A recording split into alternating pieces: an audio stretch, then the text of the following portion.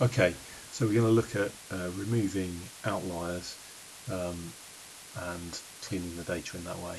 So we're going to look at data on Herne, October 1987.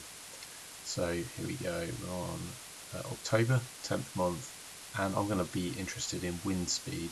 I'm going to select the wind speed, daily mean wind speed from the 1st of October through to the 31st of October.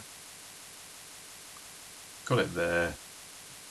Control C, copy the data, and I'm going to put that data into Geogebra. This is Geogebra Classic 5, which I think is the best one at the moment for handling data.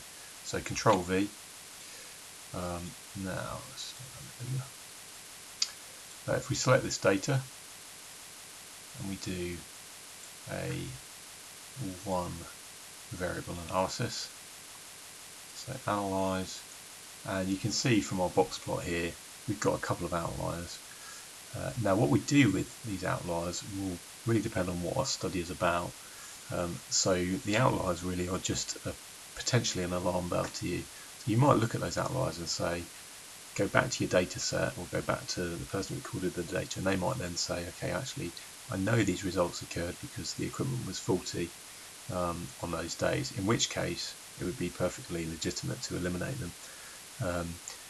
Equally, it might be, and in actual fact, these corresponds to a hurricane that occurred in 1987 in October. Now, it's a really freak weather event. It's not the sort of event that happens every year by any means. So, if, for instance, you were just doing a comparison of weather in September and October, and you picked this particular year, you would probably not want to use them if you were trying to make general assumptions about the comparison of the weather in September and October, because it just wouldn't be fair to pick a freak year like this.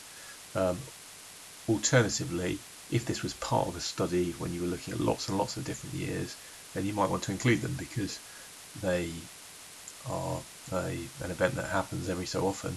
A hurricane does occur, so for that reason you might want to include them. So it really depends on what your study is. So let's say we wanted to eliminate them. So we'd go through and we'd say, okay, so anything more than 14, it looks like, maybe slightly more than 14 is the threshold for cutting them off. So our outliers, we'll get rid of that one. Let's delete the entire row. And this one as well, this 17, we'll delete the row. And then that was 15, I think, was the other outlier. So I think all the others are in range. So at this point you then might say, right, I'm going to reselect the data and I'm going to work out what I'm interested in, let's say the mean.